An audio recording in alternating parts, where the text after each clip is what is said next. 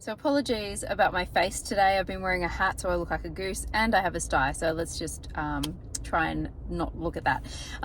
So in order to understand how Viagra works, we really need to understand how the usual pathway works when we are stimulating our erectile tissue.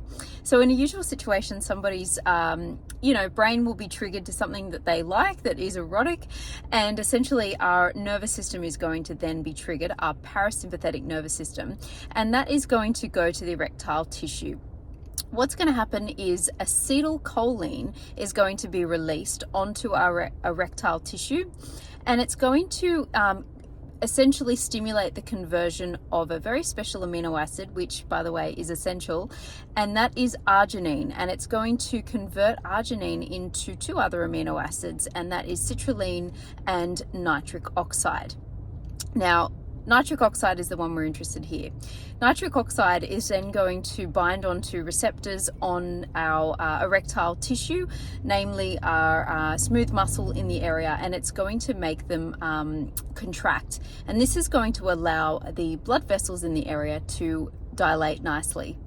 So the vasodilation of the vessels in the erectile tissue in our genitalia is going to allow more blood flow to the area. So it's essentially going to help us get an erection, or males get an erection. And it's just going to stimulate blood flow to the area in a female. And this can essentially help then down the line with climaxing. But what's really important to understand here is the binding, firstly, the arginine being converted to the nitric oxide.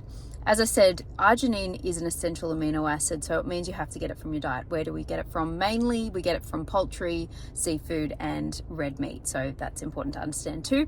We're going to convert that to nitric oxide. The nitric oxide is then going to bind onto our smooth muscle cells and make those blood vessels dilate.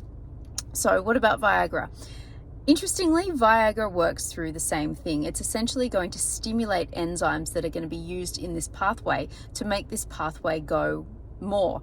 So Viagra is essentially stimulating this nitric oxide pathway to to constrict our smooth muscle in the area, and it's going to allow for dilation of the blood vessels and allow more blood to the area and allow the erectile tissue to essentially become erect.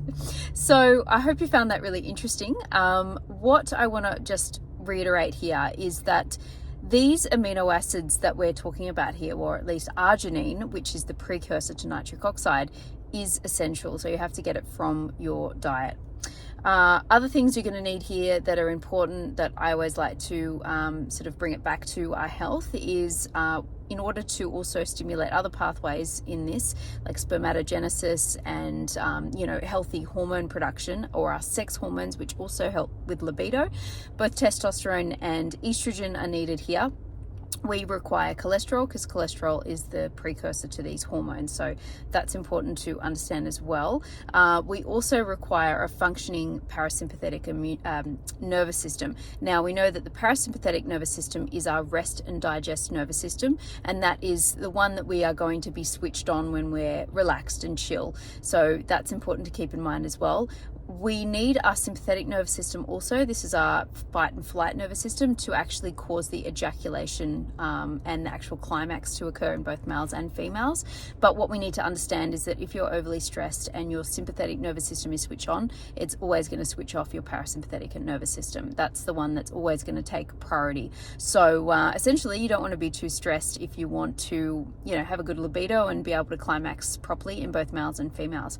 The last thing is that we know that the hypothalamus is also very much regulated by our nervous system and our stress response. And we know that if we are stressed, we can't release as much oxytocin. Now, oxytocin is the hormone or the peptide that is going to be released, and that is going to help with the muscular contraction that will allow for climax to occur in both males and females. So that's worthwhile keeping in mind too. Blah, blah, blah, blah, blah. Went on a tangent, but hope you found that interesting as always.